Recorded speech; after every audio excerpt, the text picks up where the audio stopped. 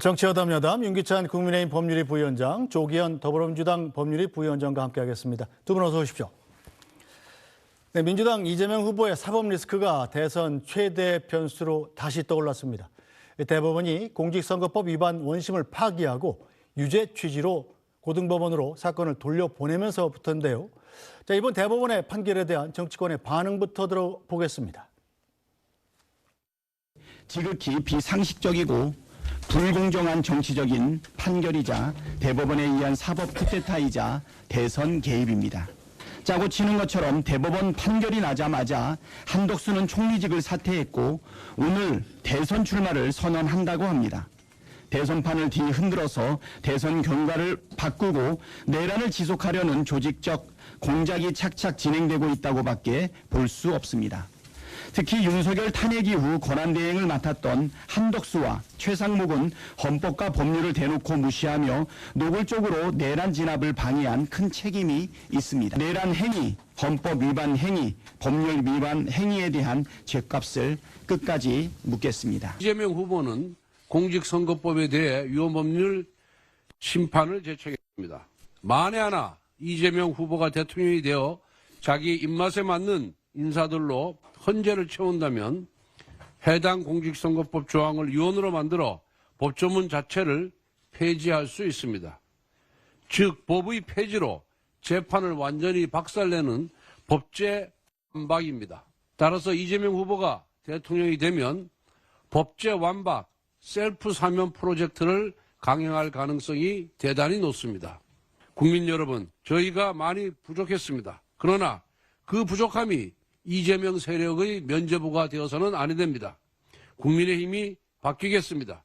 부디 이재명 세력의 헌정 테러 복주를 막을 수 있도록 힘을 모아 주십시오.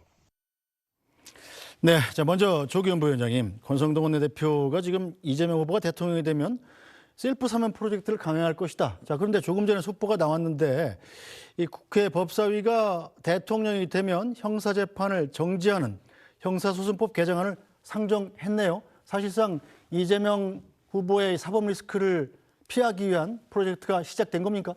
글쎄 무슨 근거로 그렇게 말씀을 하시는지 모르겠는데요. 네. 셀프 사면과는 뭐 전혀 무관하고 지금 사면을 지금 걱정하고 고민할 단계는 아니죠.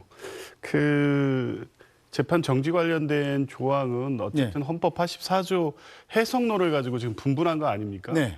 다수의 학계의 입장, 거의 통설에 가까울 정도로 소추는 이 공소 제기와 공소 유지까지 포함하기 때문에 당연히 재판이 정지돼야 된다는 게 통설입니다. 그럼에도 불구하고 이재명 후보가 당선 가능성이 높으니까 계속 재판해야 된다는 주장을 하니까 아직 헌법 해석론을 가지고 이렇게 복잡하게 갈 거면 법률적으로 명확하게 정리를 해서 추가적인 혼란을 없애자. 이거 입법론적으로 타당한 주장이라고 볼 수 있고요. 이재명 후보에 적용이 될 수 있는 조항이긴 하지만 향후에 이 대선 과정에서 정치보복 수사에 의해서 공소권이 남용돼서 기소되거나 재판이 진행되는 사례가 번복될 경우에 국정 안정에 심각한 혼란이 초래될 수 있습니다. 이런 부분을 예방하는 효과도 있기 때문에 이 조항 자체가 지금 당장의 이재명 후보를 구하기 위한 위인설법이다 이렇게 보기는 어렵습니다. 네, 자 윤기찬 부위원장 보시기는 어떻습니까? 저거는 이제 위헌적인 법률을 만드는 거죠. 그리고 대통령 직위마저 방탄으로 활용한다. 이건 이제 있을 수 없는 일입니다. 뭐 당대표, 국회의원까지는 모르겠지만 대통령 직까지 이제 방탄으로 활용한다는 부분은 국민께 상당한 신뢰다라는 생각이 들고, 왜냐하면 지금 저 법안의 내용 그거거든요. 피고인이 대통령에 당선된 때에는 당선된 날로부터 임무가 종료된 날, 임기가 종료된 날까지는 재판은 중지된다예요. 근데 이것은 헌법 84조가 아니고 헌법 68조에 그냥 정면 위반되는 겁니다. 헌법 68조 뭐라고 되어 있냐면 대통령 당선인이 사망 또는 판결 기타의 사유로 자격을 상실한 때에는 후임자를 정하는 선고를 한다. 이렇게 돼 있단 말이에요. 네. 그러니까 대통령 당선인이 당선인 신분에서는 사실 저 법안처럼 저렇게 되는 것은 헌법 위반된다는 거예요. 헌법에는 분명히 판결로 자격 상실할 수 있는 가능성을 열어뒀는데 이거를 법률로 막는다는 거거든요. 정확히 뭐 대통령직에 취임한 이후부터는 모르겠습니다만은 당선된 날로부터 저게 정지된다고 저 쓰는 것은 헌법 68조에 정면 위반된다. 따라서 저 부분은 물론 통과가 되겠지만 거부권 행사를 통해서 막아야 되는 부분이고, 만약에 이게 발효된다 그러면 저거는 이제 헌법재판소에서 분명히 위헌 판단을 받을 내용의 법안입니다. 네, 오늘 공교롭게도 여야 패널 두 분이 전부 다 변호사셔서 법적으로 좀 토론이 되겠습니다. 헌법 68조 위반이다. 형사소송법 개정 움직임이 거기에 대해서는 어떻게 보시나요? 헌법 68조가 정한 그 자격 상실은요. 이 일반 형법에 의해서 그 집행유예 이상의 선고를 받는 공무원에 대해서 당연 자격 박탈을 의미하는 게 아니라 대통령의 특수한 지위상 이 파면에 의해서 직위를 상실한 경우를 그 경우만을 예정한 겁니다. 그러니까 일반적인 형사범의 이 선고 결과에 따라서 자격을 상실하는 경우를 예정한 게 아니기 때문에 그 부분을 이 형사소송법에서 재판 중지 규정을 넣은다고 해서 헌법 68조와 배치되는 것은 아니고요.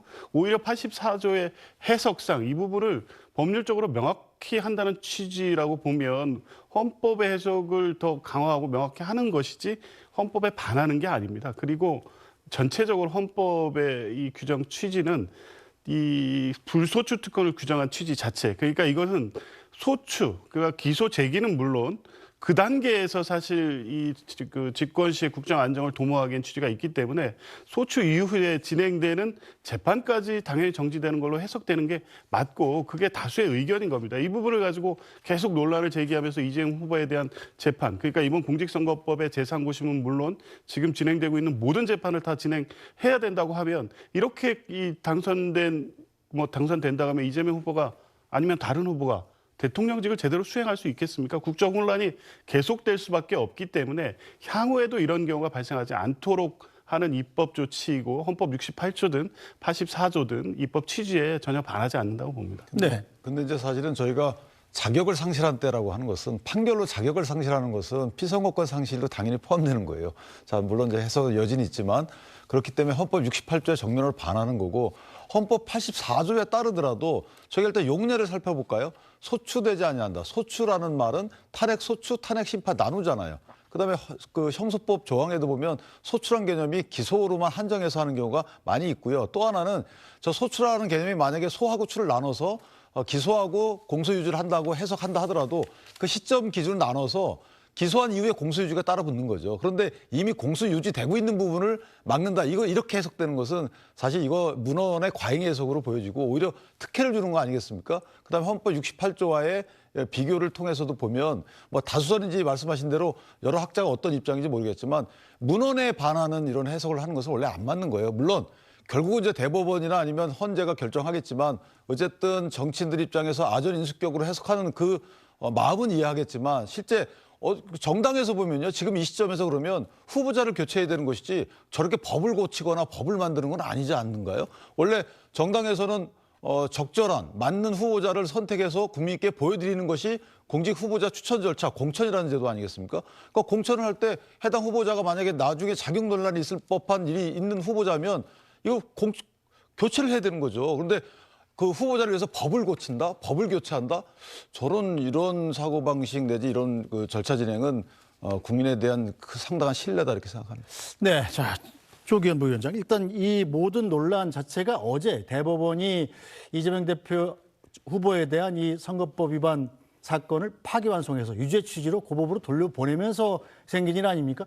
만약에 이 사건을 받은 서울고등법원이 이재명 후보가 당선된 이후라도 만약에 당선이 된다면 이후라도 유죄 판결을 내린다면 이재명 후보로서는 상당히 대통령 당선자의 자격을 잃게 될 수 있는 상황이기 때문에 그런 거죠. 그렇습니다. 이제 그 우려는 분명히 있긴 한데 또 다른 해석에 의하면 공직선거법 264조는요. 당선 무효를 당의 선거와 관련된 공직선거법 위반의 경우에 당선 무효라고 정해놓고 있습니다. 지금 이재명 후보의 이 사건 공직선거법 위반은 2022년의 선거입니다. 네. 여기에서 유죄 확정이 된다고 하더라도 6월 3일에 있는 대선에서 당선된 효력에 당선 무효로 효력을 미치지 않습니다. 이게 공직선거법 264조고요. 그리고 피선거권에 문제가 생길 수 있는데 지금의 이 파기환송심 재판 일정 또 그에 따른 재상고 일정을 고려하면 6월 3일 이전에 재상고에 의해서 사건이 최종 확정될 가능성은 없습니다. 그러면 뭐 6월 3일 이후에 설사 84조에 대한 해석을 달리해서 재판을 진행해서 유죄 판결이 내려진다고 해도 당선된 효력, 그러니까 당선인으로서 대통령으로서 임무를 수행하는 데 있어서는 법률적 그 문제는 없다. 이렇게 해석될 수도 있기 때문에요. 뭐 그 부분을 크게 우려하지는 않습니다. 그러나 다만 84조 해석상 재판도 중지되는 것으로 보는 게 맞음에도 불구하고 계속해야 된다는 주장을 한다면 이 사건 외에도 이미 4개 재판이 진행되고 있기 때문에 이후에라도 이런 동일한 사안이 발생하는 것을 막기 위해서라도 입법이 필요하다 이런 입장인 겁니다. 네, 자, 임기찬 부위원장님, 전 국민이 지금 어려운 선거법, 공직선거법 이런 걸 다 공부를 해야 되는 상황인데 어떤 점게 맞습니까? 지금 이재명 대표 후보에 대한 이 공직선거법 위반 사건의 서울 고등법원 판단이 당선 뒤에 이 유죄가 확정이 되더라도 이재명 대표의 피선거권에는 제한이 없다는 주장인데요. 근데 이제 그거는 신박한 논리인데요. 네. 사실은 강금실 전 장관이 이제 얘기를 하신 것 같아요. 그리고 민주당 분들이 이제 그의 법리 검토를 하신 것 같은데 물론 해석은 뭐 다양하게 나올 수 있습니다만 명백한 것은 해당 선거의 효력은 뭐 저런 식의 해석이 가능해요. 그러니까 소위 말하면 임기 개시 전에 뭐 피선권이 확정이 되게 되면 그때 문제가 되는 거고 개시 후에는 문제가 안 된다. 그런데 일반 공무담임권에 문제가 있어요. 쉽게 말하면 공직선거법에도 보면 선출직 공무원의 공무담임권 제한 그래서 실제 만약에 어떤 형태이든지 그게 당의 선거이든지 아니든지 간에 그다음에 선거일 이후인지 이전인지 상관없이 피선거권의 상실이 확정이 되면 퇴직하게 돼 있단 말이에요. 그 대통령직에서 퇴직해야 되는 부분이에요. 그리고 더 크게 나가면 국가공무원법 33조에도 보면 거기에 자격 상실이 되게 되면 이 부분도 공무원 당연 퇴직 사유예요. 이 부분은 변함이 없는 거고 여태까지 여기에 대해서 다툼의 대상이 아니었는데도 불구하고 이번에 이제 신박한 논리를 주장하시는 부분인데 그다음에 국가공무원에 대통령이 포함되느냐 여부를 또 다투시겠죠. 그러나 국가공무원법에 보면 2조에 보면은 정무직 공무원도 정무직이라는 선출직으로 하는 거예요. 선거를 통해서 선출되는 정무직 공무원도 국가공무원 범위에 포함되기 때문에 이건 저는 이론의 여지가 없다고 생각하는데 이제 민주당에서는 저런 법리를 주장하고 계신 거죠.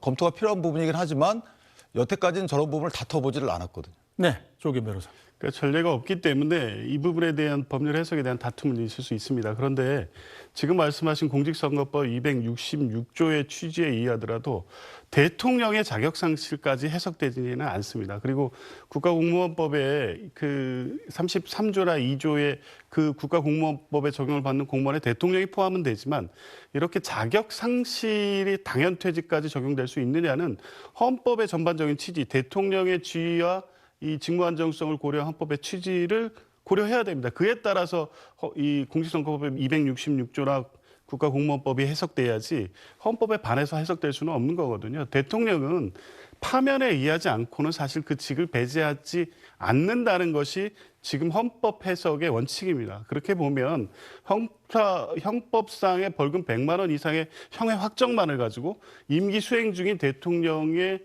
당연퇴직을 인정한다? 이건 헌법에 오히려 반한다고 보는 게 맞습니다. 네, 자, 저희 뉴스브리핑은 정치 토크를 주로 하는 프로그램인데 마치 법정 드라마를 보는 것 같은 느낌이 듭니다.